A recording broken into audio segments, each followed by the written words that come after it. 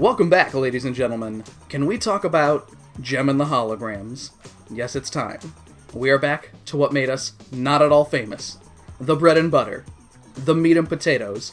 The bold and the beautiful 80s cartoon, air quotes classic, Gem and the Holograms. I am the brash British liar of this equation. My name is Joe. I'm the soft-spoken pink-haired drummer. I'm Kristen. And we are experiencing Gem and the Holograms via Shout Factory's Gem and the Holograms Truly Outrageous Complete Series box set, as well as the wonderful world of Netflix. Kristen, give us the first Netflix update in, 9 weeks? Can you edit in a drum roll sound effect? I didn't mean to do it with your mouth, but okay, we could do it that way too. Netflix still has Gem. Oh, wonderful. All right. Well, congratulations, Netflix. Again, I think there would have been a problem if you didn't have it, because you would have been like, Joe, I didn't watch the episodes yet, and we're recording in 2 hours. Where are the episodes? Yep. Also, I will accept your award on behalf of Netflix. Thank you. Thank you. Thank you. If you're not familiar with this podcast at this point, we are barreling headfirst into a time warp wearing leg warmers to bring you a certain style of petty irreverence towards an 80s cartoon starring a pink lady. And today's fare into this neon nightmare, Kristen, is the first episode of Season 2. The first 2 episodes, actually. This is a two-parter, a super long episode of CWTAJ. Coming to you, we are tackling both episodes of The Talent Search. I'm so excited! Even though we've both watched the episodes, what do you think is going to happen in The Talent Search? There's gonna be a talent search! There's going to be a talent search. No, hey, you know what? I'm all for it. We got a lot to get to. No use dwelling on it. Let's go play that theme song and we'll be introduced to our brand new hologram and misfit. Let's go.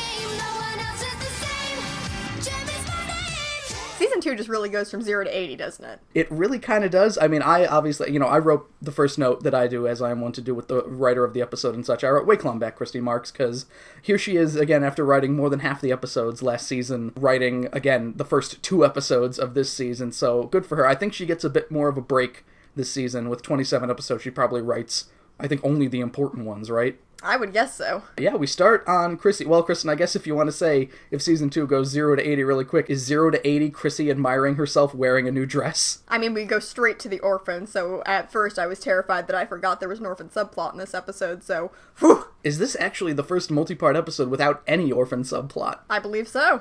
Oh my god, unless we count Raya as an orphan, even though she clearly has a family. Yeah, so we do not do that. Chrissy is admiring a dress in the mirror that was made by Shana. She's saying, "It's radical," as, the kids say. Headband arrives. I forgot who Headband was for a second, but it is an orphan. Oh no, I forget who it is. It's Small Lindsay. Yes, it's Small Lindsay. It's the one who told Chrissy in the Gem Jam to just, shut up and take the abuse from Dominic, whatever. I don't remember if we gave her a name. Her name is Headband now. Was she the one that we called Blender, or is that also someone different? Blender is the brunette one. Okay, just double checking. Shana seems to have forgotten about a recording session with Gem, so she heads right over there. It was just a jam session. And just, they're Gem jamming, jam all night long, as they do. But they're also, I was gonna say, wait a minute, what are they doing practicing just in Starlight Mansion? Don't they have fucking Starlight Music or Starlight Recording Studio for this? But yeah, I guess it's just... Practice is different than just straight up, seeing if you're ready to, cut your album or something. True, but they're still doing it in a house full of orphans. They own the mansion, I guess it's their right? Yeah, alright, I guess so. We pan across the holograms. There's acoustic guitar noises, but Aja is playing her electric guitar, which there's a lot of that. A lot of, not necessarily the acoustic noises when there's an electric guitar, but a lot of drum machine noises when people are playing real drums in these episodes. I love it. Gem is looking to pick up the tempo on this new number, and Shana, for some reason, is like, Kimber, can you play drums for this one? Because I want to play the guitar all of a sudden. Well, I feel like And they don't actually get into this, so this is, right off the bat, one of the indefensible things that happens in the episode where I'm giving an explanation for something they should have told us. Kimber plays a lot of instruments. Yes, I believe that was something that was discussed in the Gem Bible, correct?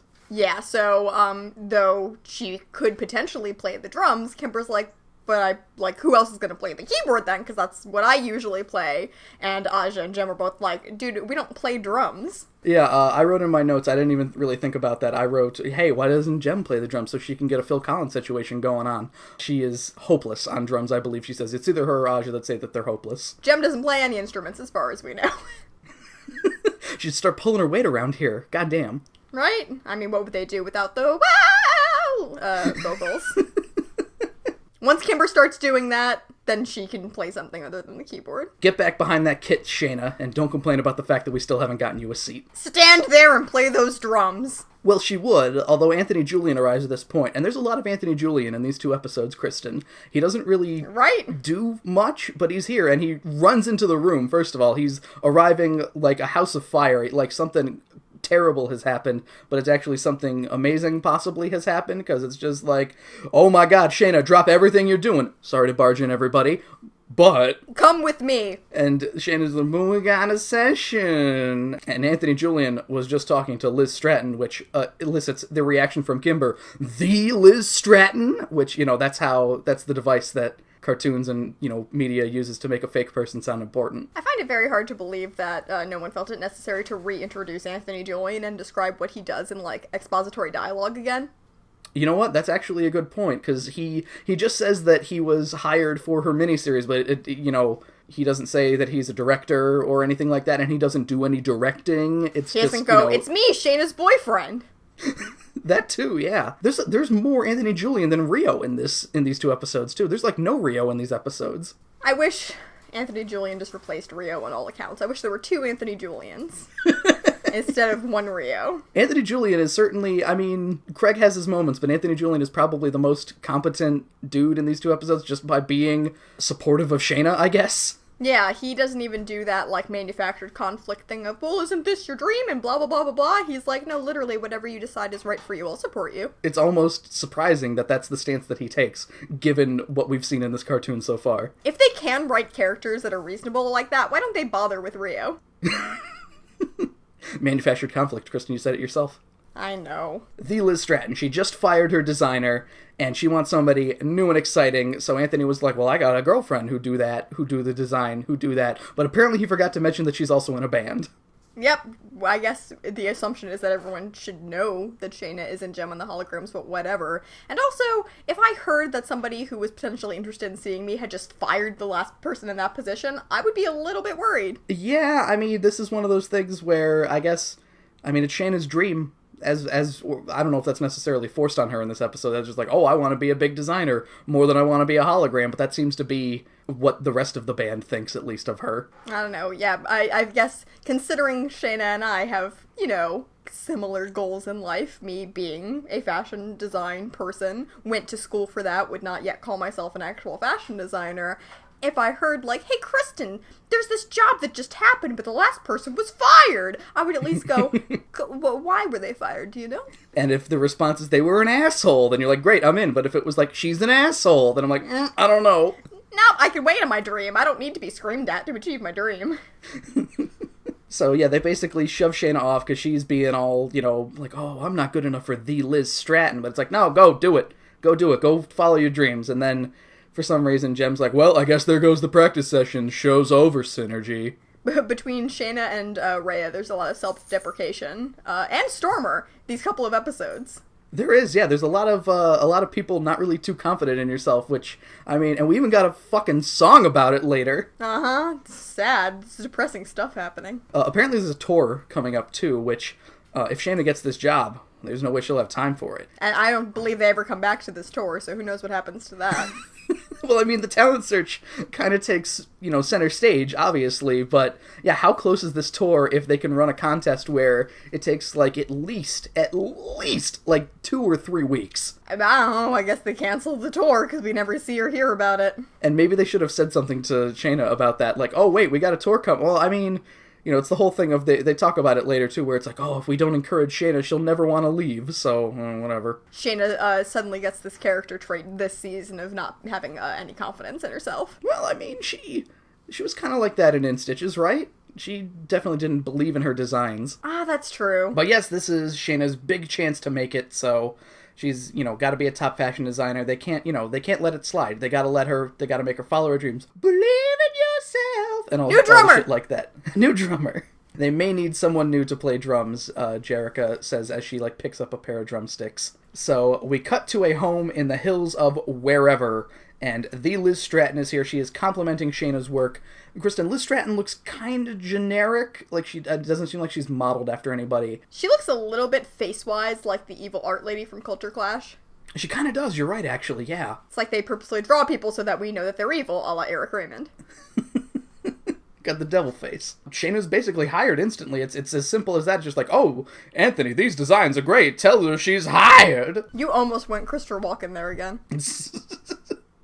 And she immediately comes over and is just like, Shana, darling, we're on a 6-month shooting schedule in 3 countries. And Shana's like, well, wait a minute. Wait, this is for a miniseries, right? Also, I feel like if you're going to be filming something in all those different locations, you're not doing fashion designs a la carte.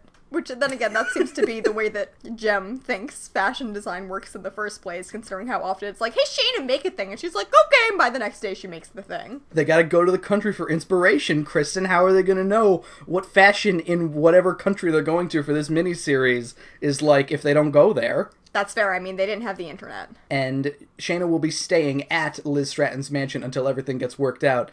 And then Shana's like, but wait a minute, I played drums for Jem and the Holograms. And Liz Stratton is like, Jem and the who the fuck? Jem and the what now? Jem and the whom? Jem and the, never heard of them. I'm sorry, I'm a very important actor, director, fashion mogul. You're staying here. You work for me now. And then she locks the door behind her. Liz Stratton doesn't know what a gem is. Millions of people are going to see these designs and you want to play drums? Get the fuck out of here. And then, yes, then she locks the door behind Shana and Shana's trapped. And then she whispers through the keyhole, either you show up tonight or not at all. She wants the floor to shine like the top of the Chrysler building. It's a hard knock life. But I guess Shana escapes because Anthony and Shana are driving back at this point. And Shana is clearly torn on this because she has her loyalty to Jem, but this could be a really big chance for her. And here's the thing, Anthony's just like, well, you know what? Do whatever you think is right. He doesn't do no, Shana, this is your only chance at fashion star. He's just like, Shana, I understand completely if you want to stay with Jem, and I understand completely if you want to... Chase your bliss. Yeah, chase your bliss with Liz Stratton here. Whatever you want. And that's refreshing, actually. So Shana has a brief amount of time to wrestle with her demons before Jem and the Holograms make the decision for her. It's kind of weird the way that this works. I mean, I kind of understand where they're coming from, but Shana comes back and she relays the story of what happened, basically, and Kimber is just like, that sounds like Annie a bit, but cool! Nice, I'm into it! Outrageous! And yeah, they're all a little too excited, like, great, we'll pack your stuff. And it's like, well, wait, whoa, what about the tour? What about that? What about being, drums? How about that? And they're like, get the fuck out! Jem is incredibly on the nose when she's just like, we'll find a new person, we'll have a talent search. And Shana's like, well, wait. They're doing the drummer version of, this dog, I can't keep it anymore, it'll die if it stays. I need to throw rocks at it and call it stupid until it leaves. What? Airbud? Airbud? The first result for that is heart-wrenching scenes #1, Airbud. Sure, Kristen, like Airbud. Just like Airbud. But yeah, it's, Shana's even like, well, wait a minute, you don't want me anymore? And then they go, yeah, get out of here, you stupid animal. And they basically push her out, and they got lots of talent search planning to do. Get Scoot and Missy, go design your dreams. Goodbye. It works out later because Shana's really good at basketball, so they win the big game. And her jersey says K9 on it. That's the only thing I remember about Airbud. So, yeah, Shana's pissed. Anthony and Julian arrives to pick Shana up, and she, is all high walking, grr, I've got bad body language that denotes that I'm angry, and nobody seems to catch on to this. And even as she's leaving, Shana's just like, I'm out of here, unless you need me for something, and Jem's just like, nope! Jerrica kicks her in the butt. Yeah, kicks her out of the house, and Anthony does like a shrug, like, what happened? What's with her? And for the second time today, they lock the door. Shana getting locked out of places. Terrible. The worst friends. And they're driving now, and Shana's basically crying because, I mean, the holograms made it seem like they didn't want her. Yeah, they did not treat her like perhaps you treat your friends, even if they were like, that was really difficult, but it was for Shana's sake. Yeah, because that's what we cut to. It's Kimber just kind of, like, crying at her keyboard, like, that was the hardest thing I've ever had to do. Whatever. Aja rationalizes all this as Shana is too loyal and would never take the job if she knew they needed her for the band, which, I get it, but, like, that could have been handled with an adult discussion. Way better, yeah. You know, Krista, one of the things you said, I don't remember what episode it was from, but it's nice to talk to people about things. Yeah, a lot of conflict in media wouldn't exist if people just spoke to each other. Weird how that works. Also, I have a similar problem in which my friends are too loyal, and I dislike that about them. So, both of those coming to a head in this conflict here. Wonderful. Oh, so dramatic. But it's time for the talent search.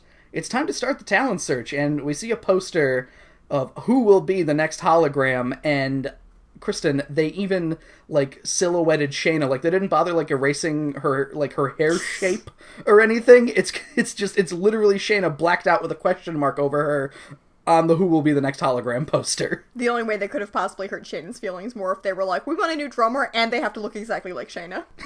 This is new Shana.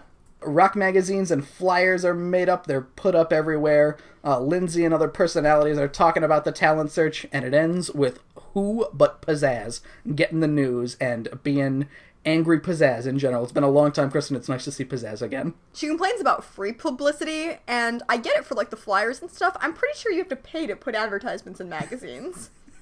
I mean, we saw Jericho was making up a bunch of posters and things that they put up in places, and that's the thing. It's not like Ashley went into, like, the drum store that Aja's in later, and it's like, give me $5 and I'll put up this poster.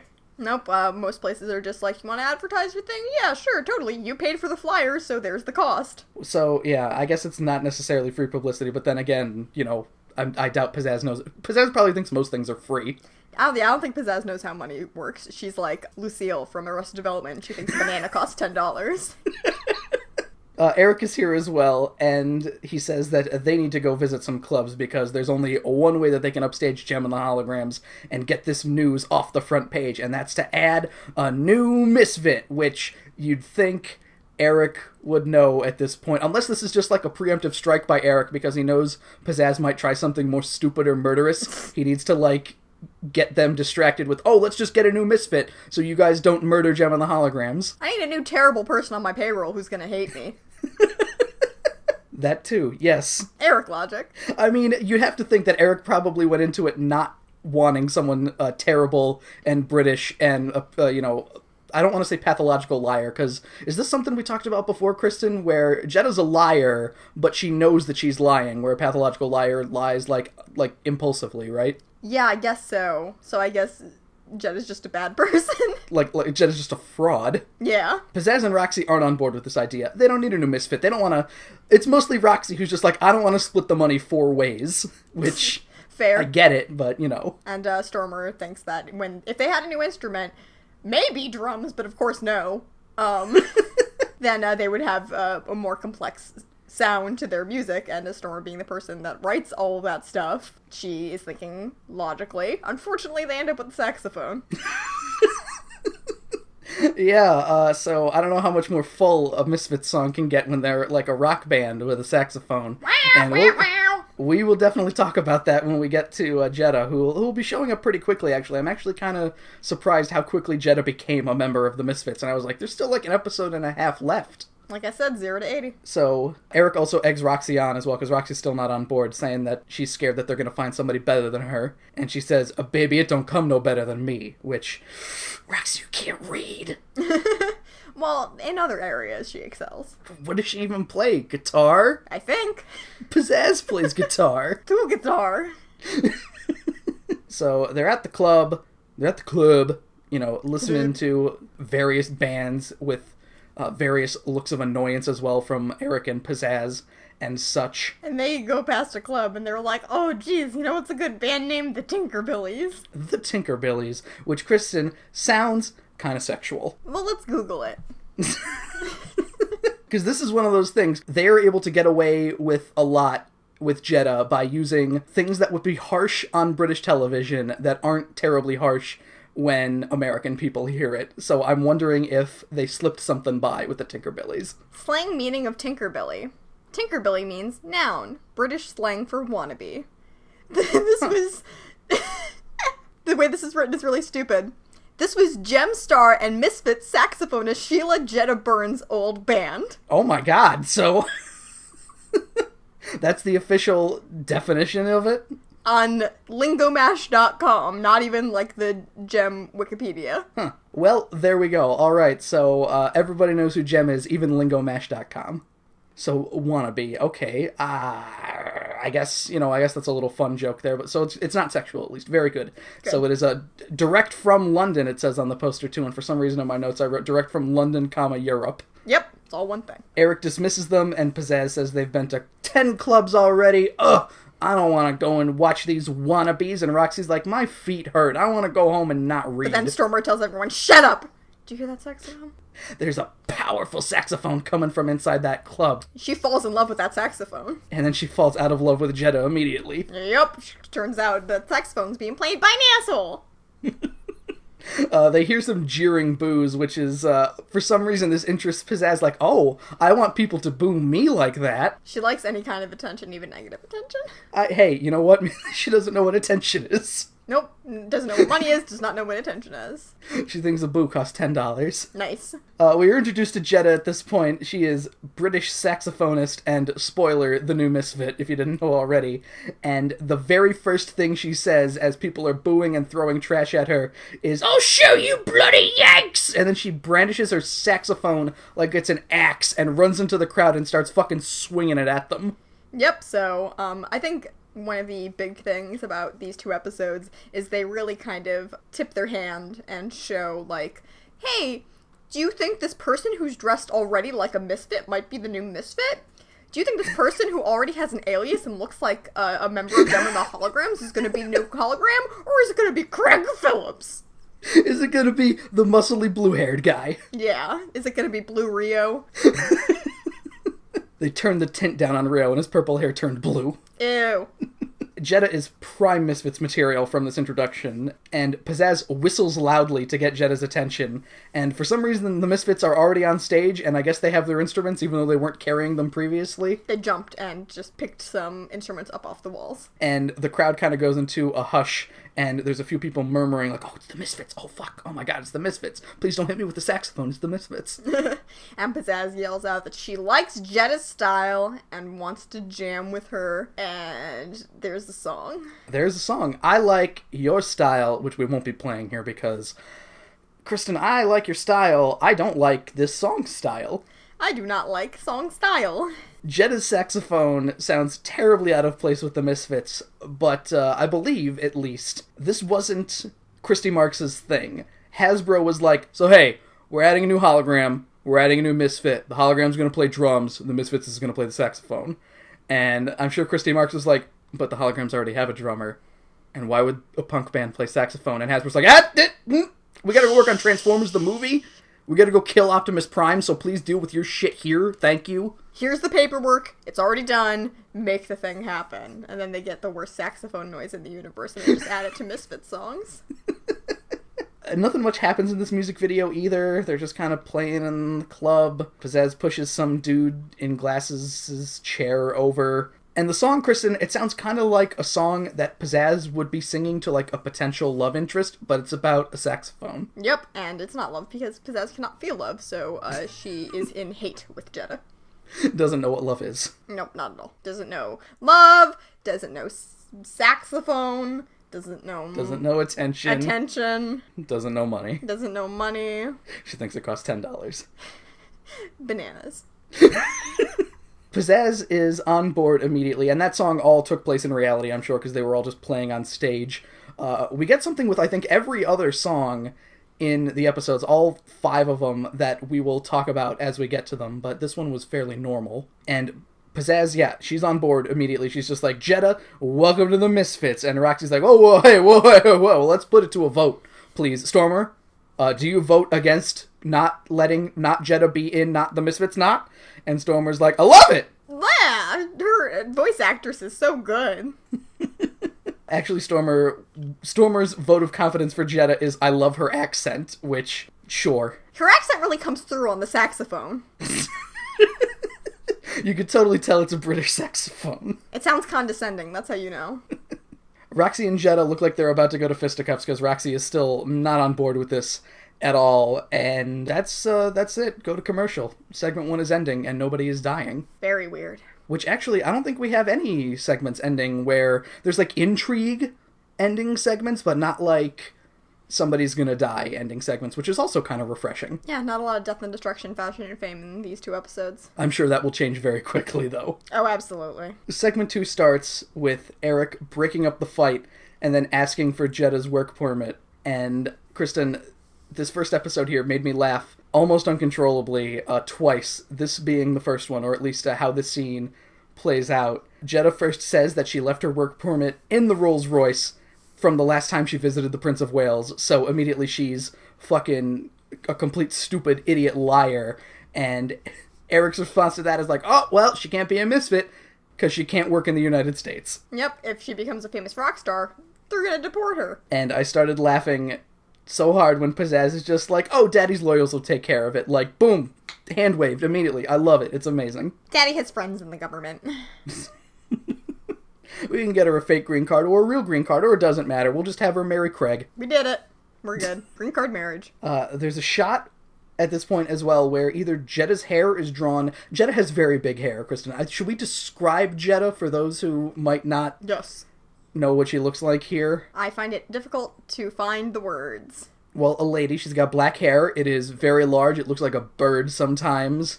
It's got like a white streak in it, kind of. Does she have like silvery white makeup too, kind of? Yeah, she has white makeup. She is all dressed in black and white. Yeah, that is her color dichotomy. So honestly, she doesn't even add anything to the color palette of the Misfits. It's just black and white. Jedha is a very interesting large bird.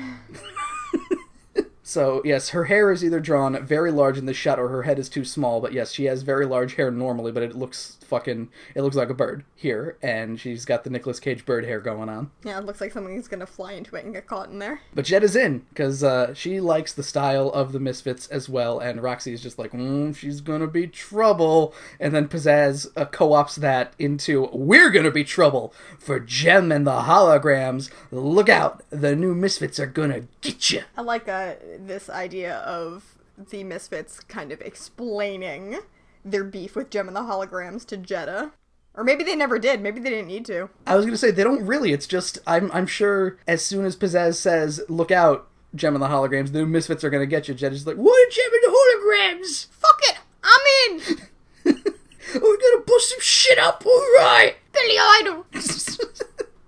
In the midnight hour. So we cut to Aja. She is wearing the triangle jacket, giving some flyers to a drum dude to hang up in the store. It is it's Barry. Doesn't matter, because we don't see Barry after this scene, but this is Barry's drum store.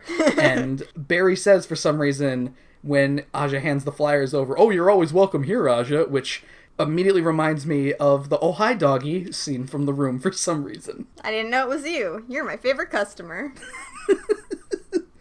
Aja hears drumming in the back room, which is clearly a drum machine, and she's like, oh, who's that? That drum, is that an 808 that I hear? Oh no, it's a person. Yep, Barry's like, no, that's not a person, it's weird that you would say, who is that, when it's clearly a machine, but, oh yeah, there is someone back there. Oh my god, he's got blue hair, where did he come from? Craig! And yeah, this is a guy from Europe. She goes to check out who this guy is, this guy playing drum machine sounds on a normal drum kit, and it is Craig Phillips, old blue hair himself, which I don't know why I refer to him as such. That makes it sound like that he's appeared previously, but he has not. He is a new character. We've referenced him before. Yes, we have. My question, Kristen, why didn't the hologram see if Randy James was available? Because he was too busy being Max Weinberg. He didn't want to see Bonnie again. He's just like, I don't want to look at her right now. Yeah, when they cut out the scene where they do call him, and he's like, no. Aja asks Craig if he's looking for work, and Craig kind of starts off a little, I don't know if he's like big timing her or something, but he's just like, oh no, I'm here just to visit my sister, and I'm sure you're in a great band, a blue-haired woman with a triangle jacket, but No thanks. So Aja's like, okay, nice talking to you, bye, and just leaves. And Craig, for some reason, is like, oh shit, I blew my chance with her. I was too indifferent. Gotta fix it. So he's like, well, let's maybe, talk about it over dinner. I love work. Did I say that I wasn't looking for work? Let's do manual labor right now. Let's talk dinner. I'll build a dinner for you. And I was just like, oh, okay, buddy. So yeah, smooth operator there. And that's when whatever Barry Denon is just like late for the party. And he's like, oh my god, she was a member of Gem and the Holograms. I had no idea. I lived under a rock in Europe. Gem and the Holograms. Craig actually seems to know less than Jetta about basic. I mean, they both came from Europe technically, so you know. He barely knows what Stormer does. Who knows how long he's been over in Europe, Kristen? 30 years. So then Craig is just like, oh, well, they're hosting a talent search, so let me show Miss Angelique how serious Craig Phillips can be. Because one of the things Aja said was that, you know, we're only looking for serious drummers. I don't want to talk about it over dinner. Goodbye. I need to say his name a lot so we get the good punch later. So we fade to the Alonzo nursery, where we have some dude run up to his mustachioed father to show off a flyer about the talent search, and he's just like, oh, fuck, I better show Raya immediately. Yep, so we go into where Raya is drumming in the garage, and at first glance you're like, she looks like someone who would be in a band called Gem and the Holograms. I'm sorry, I misspoke earlier. What the man says is, bueno, I must show Raya at once, which, there you go, getting that heritage in there immediately. Yep. So the father comes in, he shows off the flyer to her, and she, much like Shana, is someone that does not have very much confidence in her skills. She's just like, I don't know about it. No, so, I kind of want to, I'll just play here in the garage, and you go tend to the, I'm just going to play here in the garage, please. I'm good in the garage. I like it here in the garage. And Dad wisely says, very nice, supportive dad. It's like, a loser is someone who never tries. And then Mom arrives, and is just like, why are you calling our daughter Raya? Her name is Carmen. Carmen! Stop being a drummer. Give up your dreams. Your nickname's stupid. Why don't you just be a real young woman and do real young woman things like not play the drums? She says, no young lady wants to be a drummer. It's everyone's plan B. And as Raya is sitting in front of a fucking drum kit, and it's just like, Mom, what the fuck? She's also like, I like being called Raya, so okay. So fuck off. I'm a rock star, Mom. I guess her mother coming in and saying, Raya, don't be a drummer, is enough for her to be like, well, I'm just going to do the opposite of that.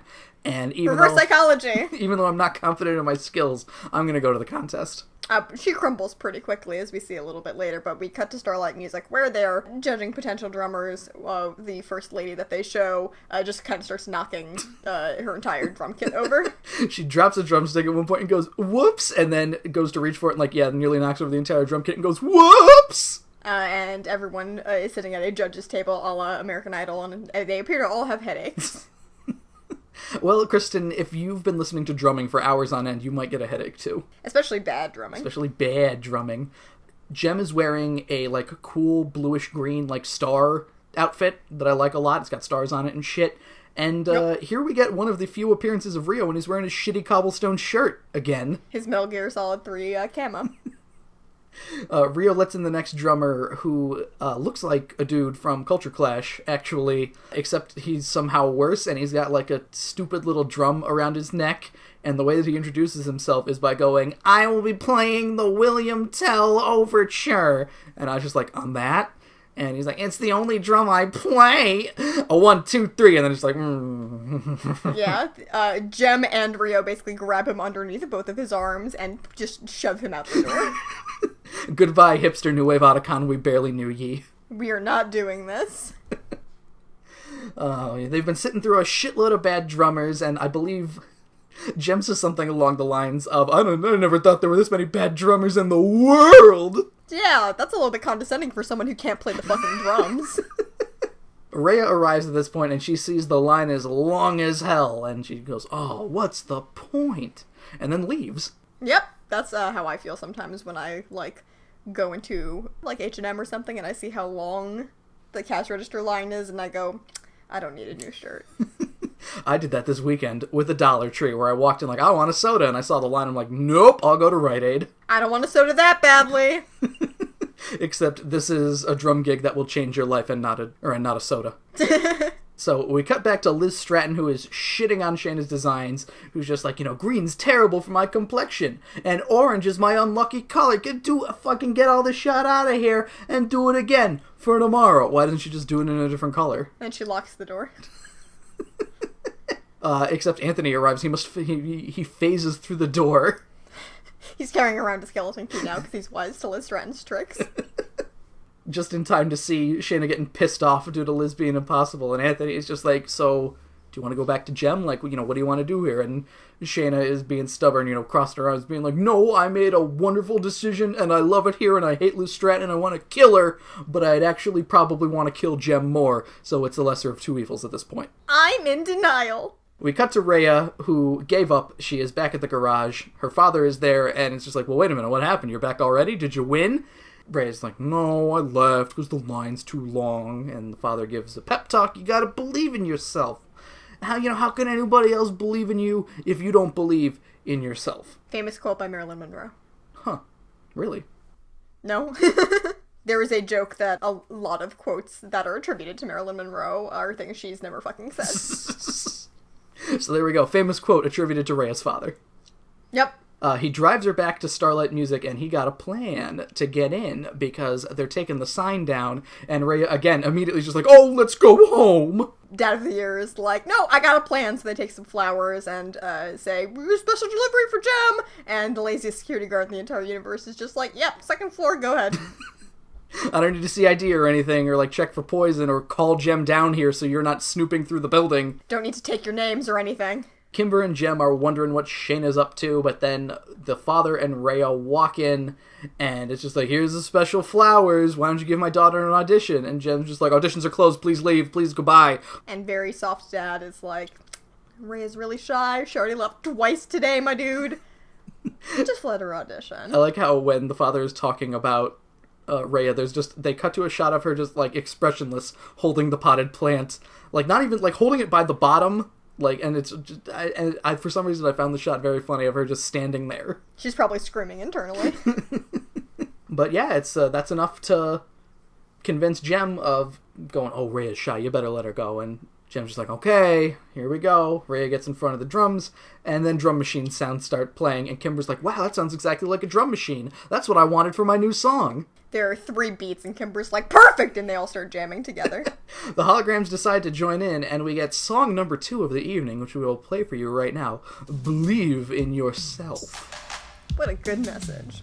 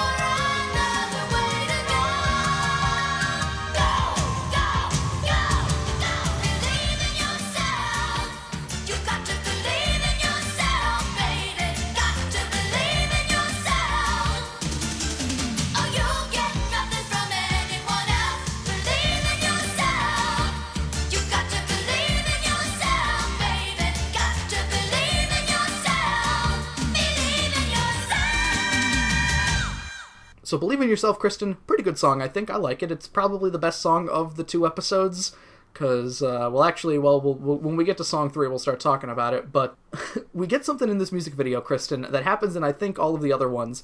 We get dramatized events of shit that we've already seen in the episode. Great, I love it. Well, I mean, first it starts with, normal, Raya loved drums from being a child, and her dad was there to help her out, and, all the kids were like, oh, no, oh, she's playing drums, it's so loud, and even the dog didn't like it, but she's been trying at it since she was a little... They don't really give Raya's age, do they? I assume she's probably about the same age as everyone else, she's an adult because she doesn't go to school. Is she younger than Kimber? Because she seems like it. I have no idea. Don't ask me these questions, you know I don't know. And then we get flashbacks to, as I said, events that we've already seen of, Raya seeing the line and looking all forlorn as she leaves, and then her dad giving her a pep talk, and them bringing the flowers into something we saw 2 minutes ago. I like when even the writers are like, nah, this thing that just happened wasn't interesting enough. Let's imagine it more interesting. You gotta jazz it a bit. I wonder if the storyboard guy was just like, I don't know what to put in here. Let's just put the episode, but let's put my take on what happened in the episode. Yep. I don't know what else to put in, man. We don't know anything about this character yet, and I can only show her young and playing drums so many times. The song is basically Jem singing at Raya as well, and that's pretty much it. It's just like, oh, you're terrific. You should come back for the semifinals next week. The way that the town search goes, and like the sequence of events, is very confusing. I'm going to talk about it more as we learn more about it. I mean, semifinals, got it, that's cool. Next week, fine, whatever. They're about to leave, and the dad's just like, oh shit, my orchids. I love those orchids more than I love half of your brothers, Raya. Go get them. I don't understand why they aren't just going to leave the flowers that they said that they were going to deliver. I think it would be a nice gesture to give them to Jem and the holograms for letting Raya have the audition as well, but nope. Raya goes over to get them, and we cut to the holograms talking. Jem's just like, oh, it's been quite a day. Show's over, Synergy. Like right as Raya is like looking in the door. And the worst part of this episode is that this is the first time this has happened. We see two very simple situations which Jem can get caught. One of which she does, the other one Raya is kind enough to not let Jem get caught. But it's just like peeking through the open door, and she has a wonderful, like, terrified expression on her face, and then she looks away, and the end of segment 2 is Raya going, Jem's really Jerrica Benton? Shock. Segment 3 starts, Raya gets hit on the head by a falling flower plant, and she gets amnesia. No, I'm lying. She knows. Yep, they have this weird conversation about how they're like, oh, well, whoever that we end up picking as our new drummer, we gotta make sure that we are careful about the Jem identity things. And then Synergy just pops out of thin air like, yes, I agree with that point. I could have said this in your ear, but I choose not to. Synergy, yes, just appears out of thin air, which again, hey, Raya, here's Synergy. She's our computer woman. She likes getting physical. She's Purple Olivia Newton-John, and if the technology gets into the wrong hands, it could be used for evil. And rightfully so, after all this happens, Raya runs out like, and like grabs her dad, and she's like, we're gonna go! Raya's like, we need to leave! I saw way too many things, and I need to sit in a quiet room to process them. Jem notices at this point the orchids as well, which, yeah, as Raya's running away, they corner her and her father at the elevator, and it's like, oh, you forgot your orchids, and I'm sure Raya was looking at Jem, and Jem looked at that point to Raya like she had some sort of sinister grin on her face, probably like, you found out my secret, you're gonna die. I'm gonna come after you. Oh, I forgot to mention, when Synergy showed up, Jerrica is wearing, like, genie pants, and it's really weird looking. Okay, thank you for that note. And the father asks, as they're in the elevator, hey, Raya, what's wrong? And she goes, no. I think Jem just told me I'm gonna die tonight. The next day, Craig arrives to do a thing. Drum flirt. To drum flirt. It takes Aja a very long time to even notice that it's Craig. Like, he hands in his resume to her, and she's like, this is very interesting, Mr. Phillips, whose name is Craig. I know someone named Craig. Whom could that be? And she looks up, and it's like, it's you! You with the pink shirt and the blue hair! And he slicks his hair back and goes, time to drum flirt. Song number 3 of the evening. I've Got My Eye on You. Kristen, wait a minute. Oh, no! We've heard this song before. Yeah, I really like this one, so I'm not complaining just yet. Yeah, I mean, it's pretty good. It's basically what I actually enjoy about the song, because songs being reused, when I first watched Jem, I was like, are you fucking serious? But this was a means for Hasbro to keep the songs in the minds of the people. Like, these are mostly songs, I believe. I don't know if they're all. I'd have to check what songs were actually released on cassette, but it was a way to keep the songs that are on the cassettes that came with the dolls relevant, is to just kind of have them inserted in episodes, and it has varying success. I mean, this one's pretty easy. It's literally just, let's take the song that was about Jem and Rio and reappropriate it for Aja and Craig. Yep, so I'm fine with it. Yeah, no, and like you said, it's a good song. I like I've Got My Eye on You. It's pretty good. And it doesn't get terribly egregious in terms of the repeating songs, except in Season 3, when Like a Dream is played twice within 3 episodes. Yeah! I think that is when that was the breaking point for me on repeating songs. And we get this whole sequence during the music video with this apparent fairy tale romance that happened between Aja and Craig. Sure. Again, we get the retelling of events earlier in the episode that make it seem like Aja was like totally charmed with Craig when they met. Instead of being like, oh, you don't want to audition? Okay, see you later. Most of the shots in this music video are different angles of Aja and Craig looking at each other. Great. He should really be paying more attention while he's drumming. She's too taken by his beautiful face and his lovely blue hair that isn't purple. Oof, it's so nice to see a different color for once, because Aja can't see her own blue hair. Every morning she looks in the mirror, it's like, I'd like to see this on another person, and it's just like, oh, my dream. Oh, you're also blue! So, yeah, I've Got My Eye on You again. Good song. That all probably happened in reality, other than, of course, the retelling that makes it sound like Aja's totally in love with Craig, when before this very moment... Maybe her seeing Craig again was just made her, like, flash back to what she was really feeling at the time, when for some reason she didn't show her emotions, and then it was just like, oh no, I was really smitten back then. Show us your true heart, Aja. We cut to Starlight Mansion, where there's catering and shit out, and Lindsay's here. She's interviewing Jem about the talent search. I'm so hungry. Jem says that there are 8 semifinalists, and, we all want to get to know them as individuals. Personal chemistry is important, so we put out a meat spread and some celery, and we want to know, like, we want to make sure that at least all of them try the hummus. It's my special hummus. I want to make sure, that, like, if they make a wincing face, they're fucking out of here. Blender made this hummus in the blender, and she's afraid of blenders. So a woman who looks like she belongs in the X-Men appears. Yeah. And she's got, like, a heart with an arrow through it tattooed on her cheek, and she's got, like, two-tone hair, and she just walks right up to Raya and for some reason just, like, starts bragging about the band she's been in. I've been with Static Moss, the Big Apes, and the Nasties. I got fired from all of those jobs. 'Cause I was an asshole. What bands have you been in? Not asshole, small teenage woman. And Raya's just kind of like, I play in my garage. That's my band, Garage. Have you heard of me? I play in my garage a lot. The mean lady starts calling her an amateur and says she's only here to make the competition seem more interesting and attainable for regular people, and Raya starts crying. Yeah, that's... Goddamn, dude. I do like that a lot of times it comes up in part 2 a lot as well, that Raya's only in the competition because of, like, the everyman angle and not because of her talent, which, plays a lot into Raya has no confidence in herself. Uh-huh. So, but at least Aja and Kimber are here, and much like fucking hipster Otacon with a small drum, they grab both of her arms and are just like, you better get the fuck out of here. Kimber says a zinger that she learned from Shana, make like a drum solo and beat it. And then Jem goes to comfort Raya. They want talent, not conceit. You gotta give it your all. You gotta believe in yourself. We already sang that song. I'm sorry, you know that already. Thanks for the piñata. Kristen, this is the second time that I started laughing uncontrollably. They really want to hit home exactly why Raya is in this cartoon now. Kristen, Raya, if we didn't mention, is of Mexican descent. That is her thing, and as you said, they really want to drive it home, but it has to be in that 80s way, so Raya brought a piñata with her. Thank you for sharing your culture with us!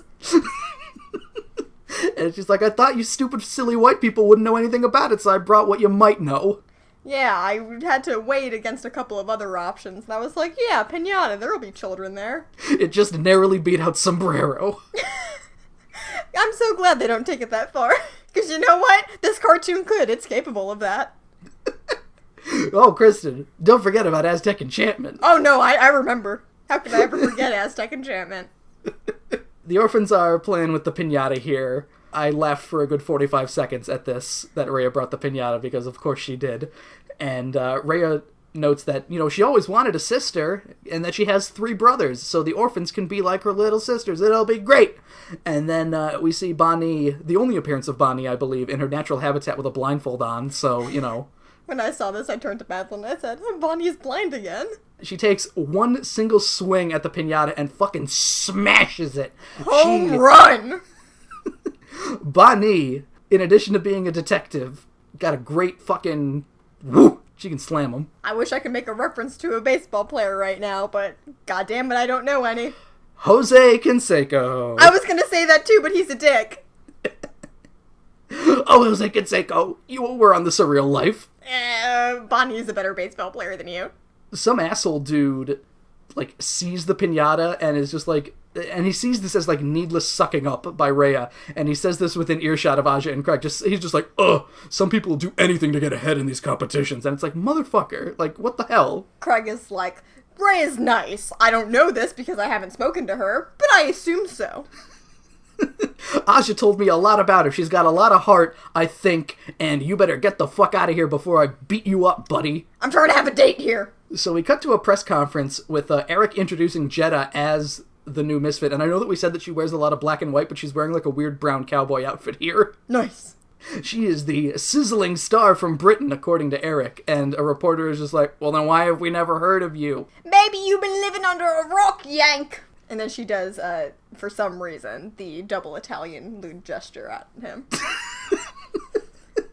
She's not even Italian. God damn it, this cartoon is getting all their Europe wrong. This is what happens when you don't have the internet. Another asks about a rumor that she's close friends with the princess and the prince, and Roxy comments on this, that if there's a rumor about Jeddah more than likely started it herself. And Jeddah says, oh yeah, we're close personal friends, and she crosses her fingers as if she's like, I'm lying but showing you my crossed fingers. Then she goes, no, we're close like this, like my fingers. Well, it's awkward because she crosses her fingers a good 5 seconds before she goes, like this! So it does look like at first she's crossing her fingers because she's lying. Yeah. Also, I would like to point out, I can't hear how my Jeddah impression sounds as it's coming out of my mouth, but I'm pretty sure it's spot on. It's much better than mine, which sounds much whinier than Jeddah, and Jeddah's already pretty whiny. I have a step up because I am a woman. True. You know what? I think we've been over this previously. Yeah, my gempressions in general, I have an advantage, certainly. Gempressions, that's a good one. You're taking a page out of the Joe book for that one. I didn't mean to do that, it just came out that way. We horizontal wipe to Jem announcing the 2 finalists for the contest who will compete tomorrow with the band during a concert at Starlight Auditorium. Whatever that is! Much like Starlight Loading Dock, one of Emmett Benton's lesser ventures. Whatever! It'll be decided by the audience, and the 2 finalists are, of course, the 2 people that we know most about in the contest. It is Blue Hair Craig and Salmon Pink Hair Raya will be the finalists, and they're introduced as such, and I'm pretty sure that they keep referring to them as only the semi-finalists, and at this point, I'm like, if there's 2 of them, they're finalists! I had the same exact reaction that you did. Yeah, they're the ones in the contest, and Jem doesn't know these things, Kristen. I know. $10. $10. We fade to Eric and the Misfits. Eric is playing pool on a comically oversized pool table. Against no one. Against no one. He's playing 9-ball by himself, why not? Pizzazz is pissed because the announcement of Jeddah being added to the Misfits is on page 18 of a magazine with Raya and Craig on the cover, right next to an ad for underwear. There's a joke there. I don't need to make it because it's there already. Stormer sees the cover and apparently she didn't realize that Craig was in the running at all, or even that he was in America. Yeah, he decided that he wanted to hit on Aja before he actually visited his sister like he intended. He played some drums, hit on Aja, then finally visits his sister. That's how the checklist went. Before he even came to America, hit on blue-haired woman, not my sister. Yes. Very important to make that asterisk. And as soon as Stormer sees this, she's just like, I gotta go somewhere, and she, like, runs away. So, intrigue, even though we know that, you and I know that Craig is Stormer's brother. Yep, the Misfits don't get it just yet, and they don't bother to investigate to find out what's up. I believe the conversation goes something along the lines of, what's up with her? And that's it. Who cares? It's time for Eric to launch another scheme to steal Jem's spotlight. And it all starts with Raya. Sushi. We cut to Eric and Raya, who are in some very Japanese restaurant where there are, like, geisha waitresses and you gotta, like, sit on your knees and shit. Like, the tables aren't... Like, it's more Japanese than a normal Japanese restaurant. I hope in the 80s they didn't actually have restaurants where they were like, we're geishas.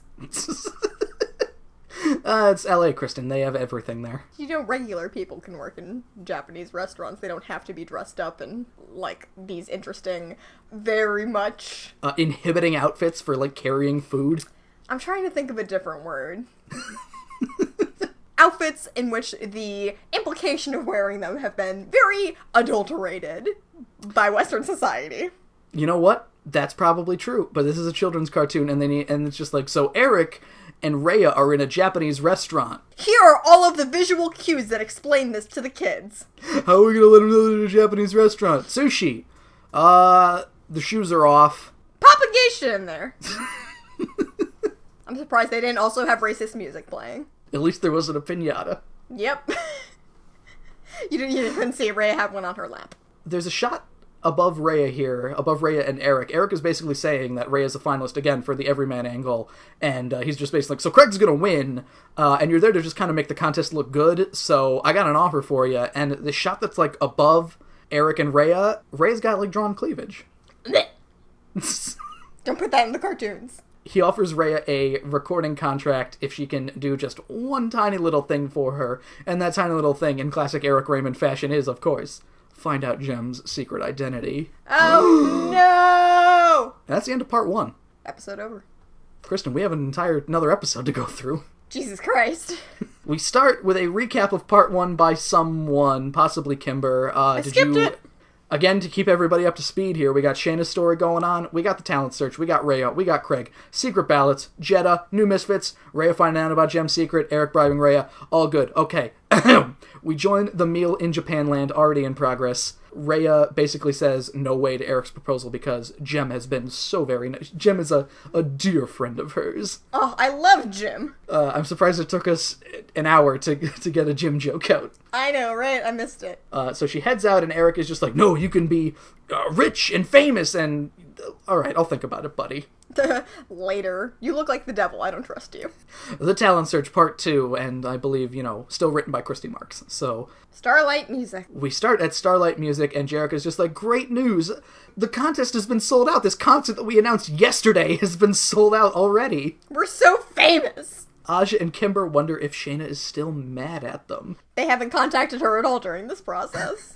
Jerica's like, well, now's as good a time as any. So she goes to phone Shana at her studio to invite her to the concert. They got her number, so they may have been in contact unless they were talking to, like, Anthony. Anthony's like, please call Shana. Please, she needs some help. And they're like, talent search! They're just giving creeping suggestions that they're getting closer and closer to replacing her. I think I saw Liz Stratton, like, sharpening, like, a meat cleaver. I don't know what that's about, but I think you should talk to Shana about it. Help! She's locked in. Talent search! Liz Stratton swallowed my skeleton key.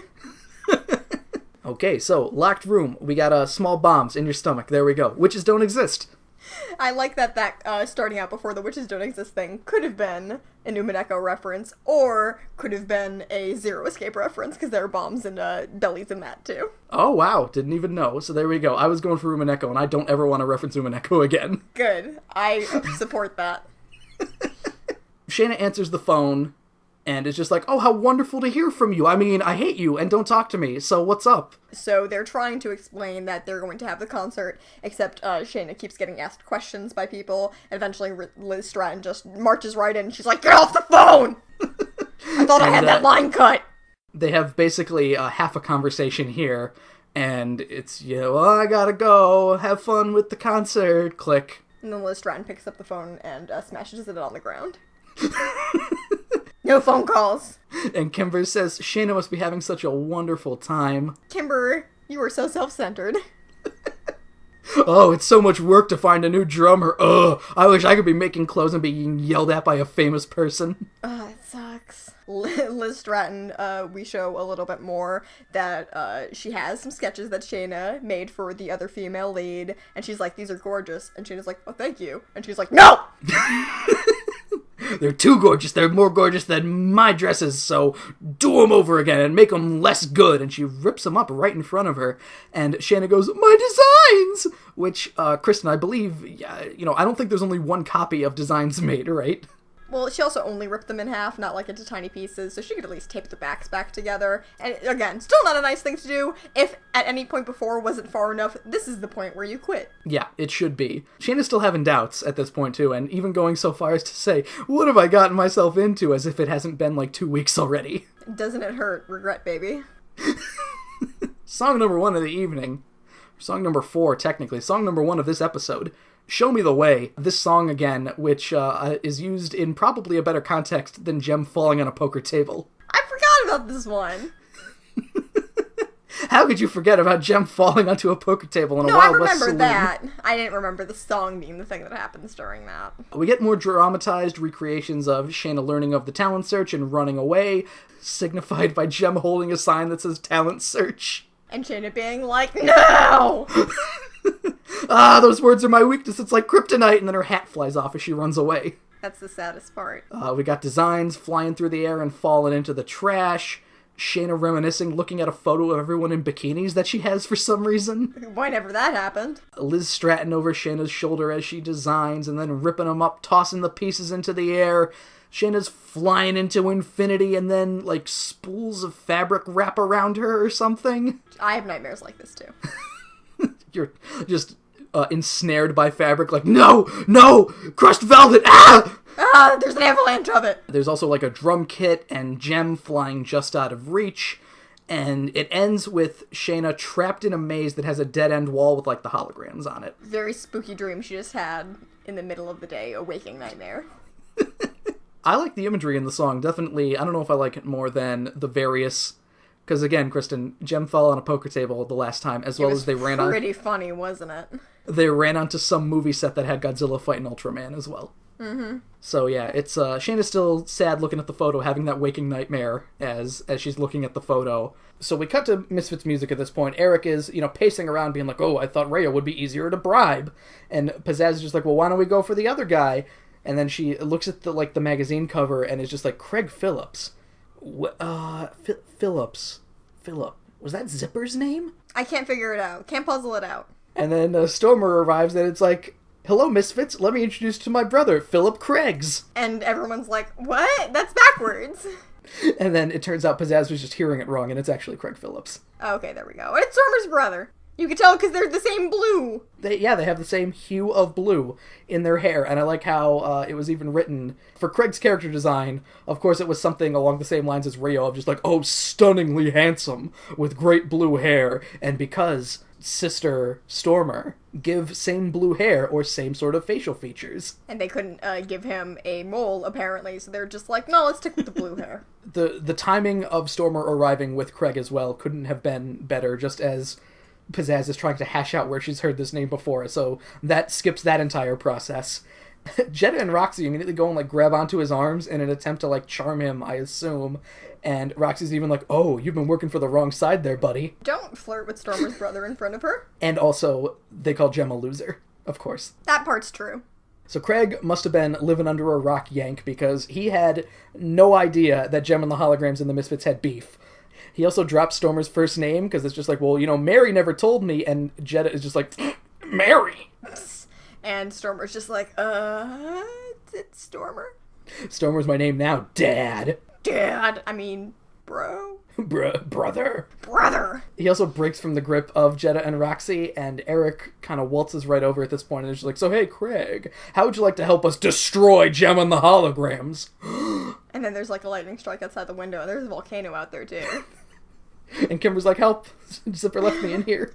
God damn it, not again. A whole other story takes place while they're doing this bullshit. End of segment 1, just the intrigue of, oh, help us destroy Jem. And we get the start of segment 2 here. Eric is still trying to convince Craig, basically, and he repeats the line of, won't you help us destroy Jem? And Craig, I guess, must not have heard him the first time, because this time he's just like, what?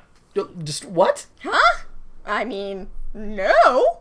No, did I say destroy? No, not destroy. I meant just, find out her identity and ruin her reputation and kill her and push her off a ledge into a volcano. I mean, if that's all, then... No! What's good for Jem is bad for the Misfits. What's bad for Jem is good for the Misfits. What's good for the Misfits is good for Stormer, says Pizzazz, who worked all of that out in her head as she was saying it. That weird verbal math that she was doing.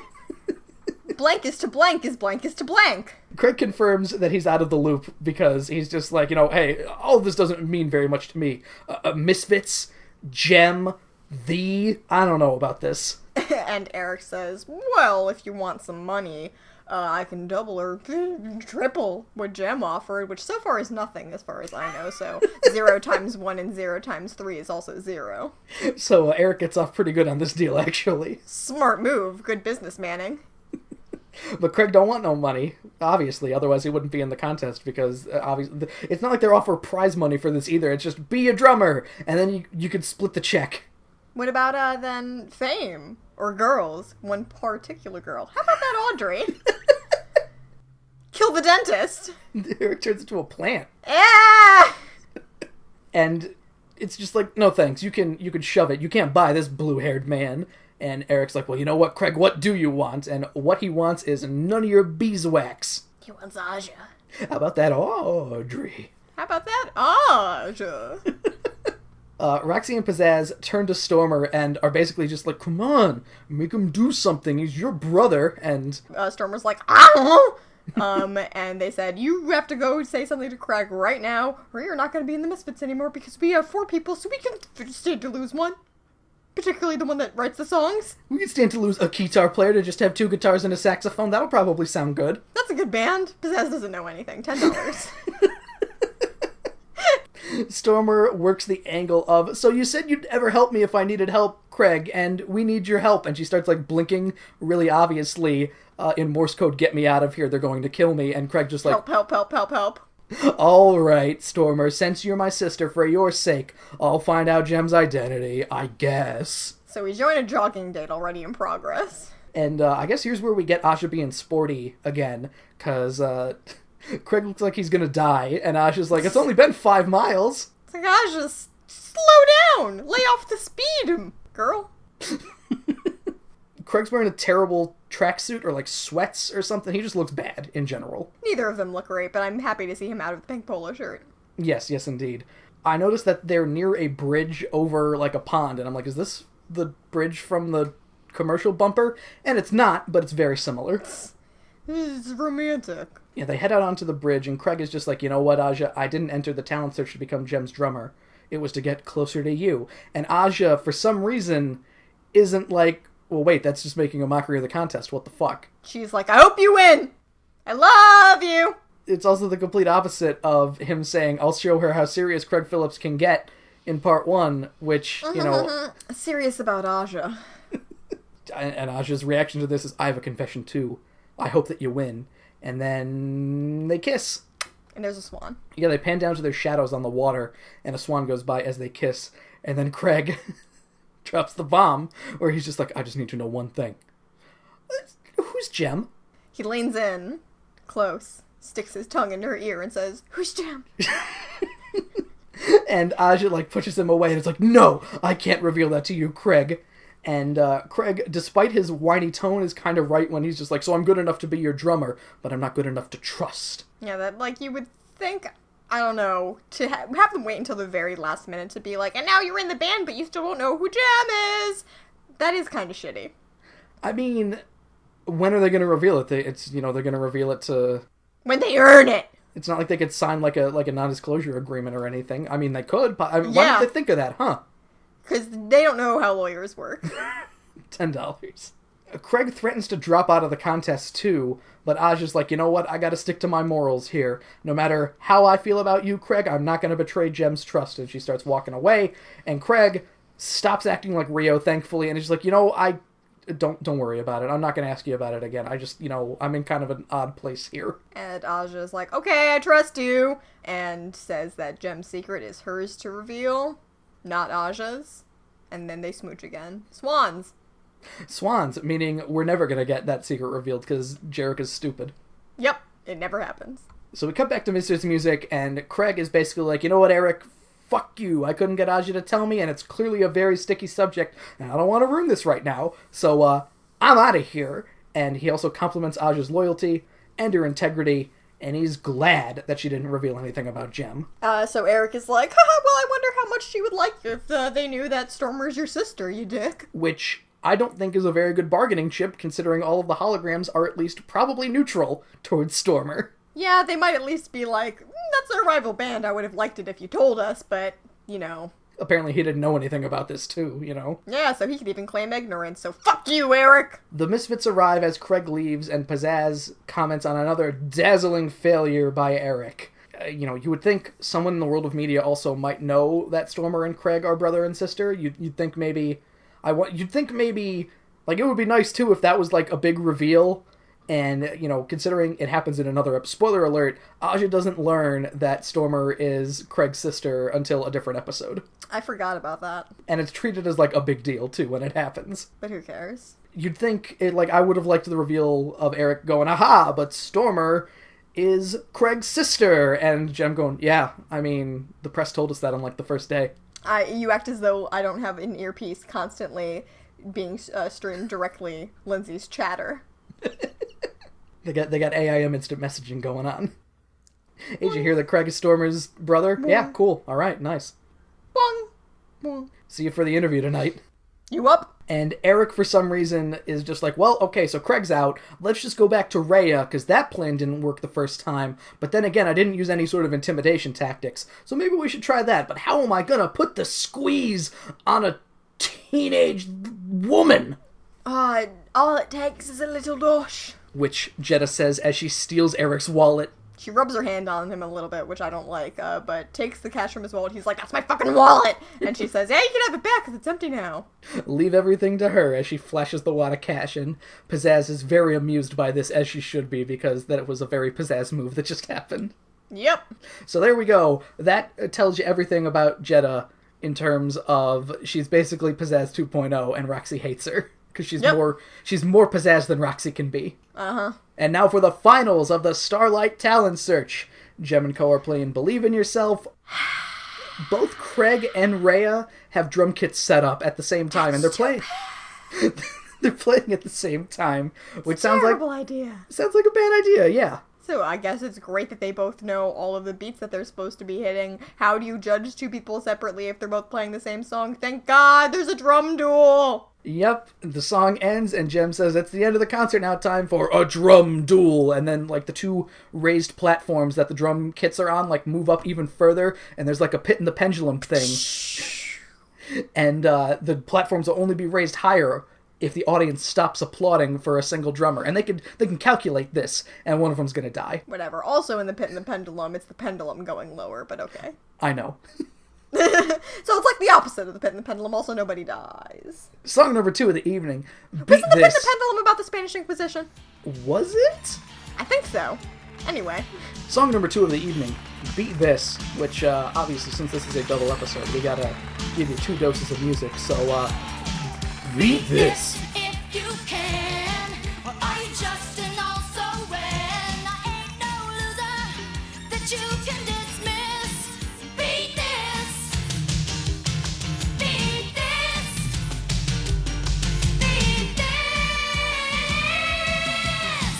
Beat this. Go and try.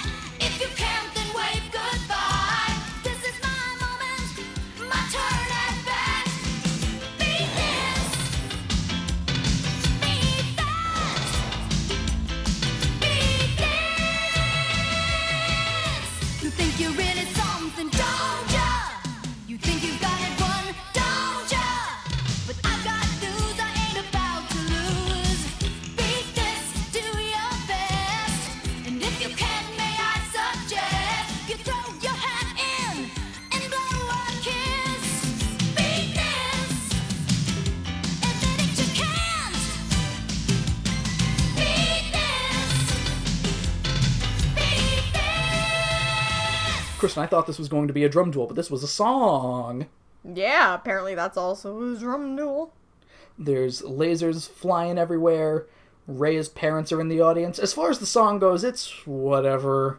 It's okay. 2 drum! 2 drum. Beat this. It's better than the other 2 songs in the episode, and we've had this problem before, so... Yep. Again, you know, you gotta take what you can get sometimes. Shangri-La. Shangri-La. And I guess the dual part of this is, like, the drum fills that they have to play in the song when Jem will do, like, you know, beat this, beat that, beat it with a baseball bat. Thank you for the lovely drum fill, Kristen. You're welcome. Craig's kit is kind of weird, I noted at this point, because it has got 2 electric drums on it, and the rest are like normal drums. And Raya's kit has just a bass drum and a cymbal, and the rest are electric drums. I don't know enough about drum sets to make any comment on this. I'm fairly certain most of the time it's all or nothing. It's Shayna's set, like all electric drums, or it's normal drums. I feel like you certainly could build a drum kit that has a lot of different things there. I don't know how it would sound. Go ahead and ask Neil Peart. He has a lot of drums.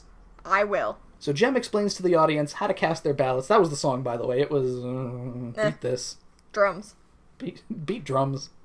Beat drums? Jem explains to the audience how to cast their ballots as they're leaving. She mentions an independent company will count the votes, which is only used as a plot device later to get her to change from Jem to Jerica. Like what? The orphans can't do it? They're biased or something? That is the exact same note that I have written in that you've used orphan labor before, unless they need to do it quickly and they're afraid that maybe, I don't know, maybe their opinion is stilted towards Raya. Because of the piñata? Because of the piñata, of course. She gave us candy! The winner will be announced tomorrow, which also, yeah, it might be the reason, because they need to get it done pretty quickly, because, hey, we got that tour that we're totally, got to do that still, I guess. What tour? We cut to Jeddah, who is doing business with some street toughs, a gang called the Snakes, because they wear clothing with snakes on it. I was very disappointed in the Snakes, because at first when she approached the street toughs, I thought that one guy was just wearing a shirt that had a snake on it that said snake. And I thought that was funny, but a bunch of them have shirts that have snakes on them, and then also leather vests that have snakes on the back of them. So they're double-sided. Tunnel snakes rule. Tunnel snakes rule. Jeddah gives them half of the money for the job, and the leader guy is like, well, what if we want all the money now? And Jeddah is so intimidating that she kicks, like, a gang member in the shin, and is just like, you get it! And they're like, okay, fuck, Jesus. Don't kick me anymore. Jeddah can intimidate 4 members of a street. It was 4-on-1, and Jeddah has complete control over them. Her voice is very scary. They head to the Alonzo nursery, Raya's dad's greenhouse place, and they start busting everything up. And it's here that I note that most of the gang members are voiced by Charlie Adler. Of course they are. I don't like the fact that I can start picking out Charlie Adler's voice now. I'm glad I can't. It makes me more comfortable. Segment 2 ends with the greenhouse window being busted through, because it was something along the lines of just one of them going, oh, there's a window that remains unsmashed. Let me fix that. Smash it! Also, one of them picks up a flower and is just like, this should be what we give to Jeddah to show that we busted up the greenhouse. Instead of just reading about it in the paper or something. Cut to the next morning. Segment 3 starts. The father is just like, oh, who could have done such a thing? Oh, my orchids! Oh, God, the orchids! Oh. I like them so much more than your brothers! And Raya sees all this, and I believe that something is mentioned along the lines of, oh, it's going to take a fortune to fix all this. And Raya's like, yes, it will. I need to leave. I know where I can get money. I hope we can go to that Japanese restaurant again. Ooh, that was nice. One of Raya's brothers is like, well, wait a minute, what about the press conference, Raya? And she's like, oh no, Craig's gonna win, so, don't worry about it. And then she leaves. So again, still not believing in herself. Fade to Stormer, talking to Craig. Stormer's wearing a terrible, weird, like, red sweater with, like, a bird or a leaf on it or something. She's like a hip wrap on, too. It's weird. And she's just like, well, you know what, don't worry about it. Maybe if you win the contest, Jem will reveal her identity to you in time, and it won't look like we forced her or anything. And Craig's like, Stormer, what are you doing? You're too good for the Misfits here. And Stormer, here we see Stormer's confidence. She's not believing in herself, because she said she'd be nothing without the Misfits. She says that if he doesn't manage to help her find out Jem's identity, the Misfits are going to kick her out of the band. To which pisses Craig off, and he gets in his car and drives off, and leaves Stormer, who I don't know if she has a car, because it's just, she's like, wait a minute, where are you going? That's my car! Ah! God damn it. Yeah, he, like, Kool-Aid Man straight through the wall and jumps into the car and just speeds off, and she's like, how do I get to work? So we cut to Misfits music. Raya is meeting with Eric, and Raya needs that money to fix up the busted-up nursery, so she goes to make the deal here. And Craig arrives at this point and overhears this. Like, for some reason, he fucking solid snakes against the wall, because he doesn't want to, I guess, ruin the moment. I guess he's trying to double-check again that Raya isn't going to actually sell out Jem. Oh, that might be it too. Yeah, I didn't even think about that. Integrity. So, all it takes will be for Raya to reveal Jem's identity, and she can name her price. And Raya's just like, okay, Jem is, Jim?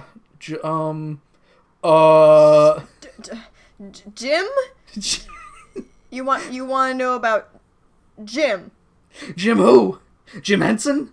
And then she notices that Jenna is wearing the flower from the nursery in her hair, so she snatches her by the hair and pulls very hard. Apparently that's all it takes to make intimidating-ass Jeddah be like, is to grab her gigantic hair, as Raya puts all the pieces together, essentially, and is just like, well, wait a minute. Dude, you're the guy who sent all the people to bust up the nursery. And Eric's like, well, wait a minute, I didn't have anything to do with this. And Jenna's like, he paid for it! Let go! Jeddah says that he planned the whole thing, which, way to fucking remove yourself from the equation, Jeddah. Mm-hmm. Raya says that it is awful for them to try to extort her like this, and she calls Jem a saint. She is the Pope, she is God. How dare I even consider betraying her? The Last Supper! Saint Jim. I don't know him. And yeah, she basically calls Jem, she plays up Jem's force of goodness to the point of, yes, being like angelic or God, and she calls her everything but beautiful and that she wants to kiss her. Mm-hmm. I mean, those things are just implied. So Raya leaves, Craig comes in right after, stopping Eric from what I can only assume would be kicking Jeddah's ass, because as Raya leaves, he walks over to her and he's just like, we got a score to settle, Jeddah. And then Craig's like, oh, no. I got my own score to settle. Me first. So he grabs Eric's lamp and, throws him into his chair and, grabs what I thought was just, a normal bendy lamp. You know what I'm talking about, Kristen? Well, for those who might not be acquainted, if you know what I'm saying when I say bendy lamp. I know what you mean by bendy lamp. Okay, well, I just mean for the audience. Okay, yeah, lamps that you can adjust because of the metal that they use is, ribbed, basically. It looks like that, except apparently it is not a bendy lamp. Craig is just very powerful. Craig is drawn like a fucking linebacker in this scene because his shoulders are 3 times as wide as his head. His neck disappears entirely. He turns into Strongman. Help! So yeah, he grabs this lamp and wraps it around Eric's neck to threaten him, saying that you need to make a donation to Raya's father's business. First of all, an anonymous donation to pay off the damage that you did. Eric struggles, he can't get the lamp off for some reason. It must be he must have locked it in place or something. It's like in Harry Potter when Hagrid bends the gun barrel of Mr. Dursley. Essentially, except it's not around his neck. And it's a lamp. Eric struggles a bit and is just like, you can't threaten me! You can't! So hey, Craig. My best friend. How much cash did you need again? Let me get out my lockbox here. Here's half of that. That should be good, right? And Craig takes it and then reaches into the lockbox and takes the rest and said, this is a good start. And then he turns to the Misfits and walks over to them threateningly and is just like, you better start treating Stormer right or you're going to have to answer to me. You're going to get a lamp around your neck and I'm going to steal your money. I'm going to get 3 more lamps. Then you'll all have lamp. Just call me the Lamp Man. And he turns into Rio. Ah! So Craig is going to beat up a lady rock group if push comes to shove, is the implication here, I think. They kind of deserve it. They kind of do. Stormer arrives at this point wearing a fucking Voltron jumpsuit for some reason. Yeah, she had to put on her big coveralls so that she wouldn't get dirty when she had to take the bus there. She's wearing this for only this scene, and I don't, because she walks in, and it literally looks like she just fucking piloted Mrs. Voltron here. Yeah, I guess they forgot what she was wearing before. They were like, oh, I hate that sweater. Put her into something even more ridiculous. Perfect. Craig assures Stormer that everything is all right now, and he turns back to the Misfits and it's like, isn't that right, Misfits? And they're like, yes, Craig, everything's fine, and they all say it together in unison. So Stormer's confused, but Craig jets because he gotta go to the press conference. We cut to Jem. It is the start of the presser for the new drummer. She has the results in her hand right now. Craig is backstage, and he's like, so hey, Aja, I need to drop out of the contest. I got some personal shit that needs to be sorted out, and I don't want to be in the middle of this fucking crazy rivalry because you were probably going to murder each other, and I don't want any part of that. Yep, and let's be honest, you were never going to let a dude into your lady rock group anyway. He's going back to Europe, and Aja hands over her, white shawl thing. whatever she's wearing there. It looks like a sweat towel. It looks like a towel, yeah. And she pulls Craig in close and goes, "Remember me," and then cracks his neck. Yep, and he did. Now Aja is officially one of those people that she could say that, you know, I got a super cool boyfriend, but he's in Europe and he can't, you know, you can't meet him. We write letters mostly. He's really sweet. He sends me Kinder Surprise eggs. Whoa. And they get caught up in customs because they don't allow those here. Yeah, which is for the best because Aja would choke and die on it. Jem talks more about the ballot, that it was close but fair. Whatever. Ray is sad because she's just like, oh, now I'm winning by default. Come on. And Kristen, if Craig did win, how are they going to handle that? Is it going to be, so Craig doesn't want to be in the band, so let's choose the drummer that you didn't want? Or is it going to be just them lying and saying that Raya won? I think they would lie. That's my guess. Craig also is just like, you know, shut up, you're talented, to Raya. And it's just like, you know, Aja told me a lot about you. Who are you? Raya? Is that how you say your name? I'm sorry. And then Jem goes, Raya wins! And at this point, I'm like, well, what the fuck are we going to do for the rest of the episode? Kristen, I forgot all about Shana's character story thing going on. Oops. She's still around. Yeah, because we cut right to her, and Liz Stratton is still being a jerk. She's just like, you're still making the designs too good. Stop being too good. I didn't hire you to be good. I hired you to kiss my ass. And Shana says, I can't do anything less than my best. You don't want a designer, you want a sycophant. Except she doesn't say that.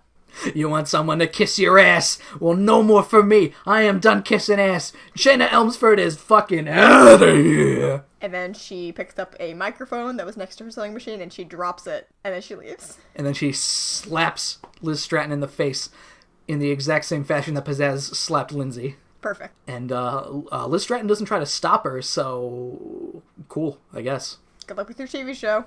Shana wonders what she's supposed to do now, because I guess they cut back to Anthony's hotel room, probably. Somewhere. I wonder if this had any sort of negative impact for Anthony as well. Not that I don't think he would care. Nah, he doesn't seem like he gives a shit. Also, he is incredibly rich, so. True. Shoestring budget. The moon. Anthony's just like, well, wait, why don't you just go back to Jem? And Shana's like, no, they don't want me anymore. They pushed me away like I was yesterday's news. And they have a new drummer, but it's like, you know there's still a spot for you in the band, right? With the guitar? Didn't you want to play guitar? Weren't you complaining that there wasn't anybody who could play drums? Like, at the beginning of the first episode? Well, great news! There's a horizontal wipe. Some dude arrives, and he's just like, Miss Jerica Benton's supposed to deliver a check to the ballot counting company. And Jerica's like, oh, yes, of course. I will go find Jemica. I will go find Jerica right now. I will do that. Raya is taking pictures with her dad, and the dad's like, oh, can we get one up on the stage? And the photographer's like, yeah, we just need to open the curtains, so go open the curtains, boys. And Raya's like, oh, the curtains, oh, fuck! I know Jem's really reckless and stupid, so she's probably trying to transform. So, Raya runs back, and just as Jem is doing the show's over synergy, she kind of just grabs grabs Jem by the shoulders, pardon me, and goes, don't! Really loudly, and it's like, what are you doing, Raya? And then the curtains open, and it's like, oh, please pay no attention to the fact that Raya's grabbing my wrist. Let's all take a picture together. Ha ha ha ha ha. Oh, I need to go find Jared. I need to go find Jem. I need to go find Jem, excuse me. Bye! And everyone's kind of confused, but then they take pictures, and it's great. So we fade to Raya explaining what happened and how she found out, and that she nearly sold the secret to Eric, and they don't seem terribly troubled by the fact that Raya was very nearly bought, and it was only the fact that Eric's a complete evil asshole that it happens to the best of us. And Kimber's like, did Eric tell you that you would lose and he would blackmail you? And Ray's like, yeah, the nursery got all wrecked up, and nobody expresses concern about this or anything, and Kimber's just like, yeah, that sounds like Eric Raymond. Oh, it's so funny that you don't have the money to fix it. By the way, your next check comes after the tour, so, let's get to work. Yep. Are you ready to go practice? Because that tour starts very soon. We've got the first show tonight. But they're proud to have Raya in the group, and go meet Synergy. Yay, Mom. Yeah, for some reason, Kimber's just like, oh, I can't wait for you to meet Synergy. And it's just gonna like, blow your fucking brains out. Raya, this is Synergy. Hello. All right, I'm going to leave now. I got to go play drums in the garage. Bye. Wow, wasn't that outrageous? Totally was. So they get back to Starlight Mansion. Anthony's car is already here, and as they walk in, Anthony's there, and they're like, "Oh, where's Shana?" And Anthony's like, Shana, she quit, and she just wants to know, is it possible to get back in the band? And she's like, "Oh, we'd be happy to let her back in. We miss her every day. Oh, we just had to, And they explain to Anthony, like, "Oh, we just, we were doing the thing of trying to make her follow." Air Bud, trying to make her follow her dreams, and then Shana's just like, "I am Air Bud," and she runs out and hugs them. And it's beautiful. And then they all play basketball. It turns out, Shana was just like hiding in the other room so she could hear the kind words of them saying like, "Oh, we'd love to take Shana back at any time. What a lovely reunion." And then Raya's just like, "Welp." Going back to the garage, I suppose. Got a garage with my name on it right now. See you guys later, I guess. Or never. And she walks home. Raya does a lot of walking home after being dropped off places in these episodes. Yes, she does. She must know her way around LA quite a bit. Mm-hmm. So, they even ask why Shana left, and again, laughing uncontrollably, she's just like, "Well, I guess I just wasn't cut out for it."